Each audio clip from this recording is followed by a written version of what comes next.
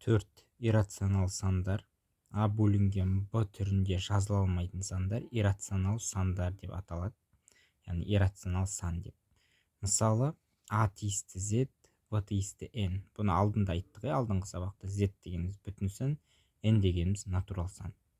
А бөлінген Б түрінде жазылса, бізде ол рационал сан болатын еді. Ал олай жазыла алмайтын болса, ол иррационал болады.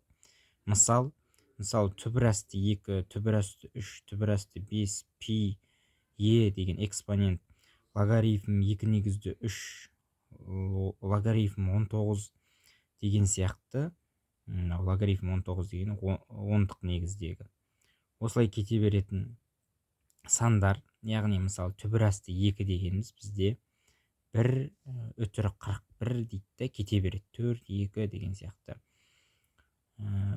Яғни аяғы жоқ, шексіз кете беретін санды біз иррационал сандар дейміз. Және бұл жерде бізде экспонент е дегеніміз, сосын пи деген бұл негізгі тұрақтылар болып келеді. Бірақ пидің өзі әлі күнге дейін жалғасып жатыр. Шегі жоқ. Бәленбай миллиардқа дейін ба анықтаған енді ғалымдар бар. Бірақ әлі ол әрі қарай созыла береді. Сонымен бүгінгі өткен бізде иррационал сандар.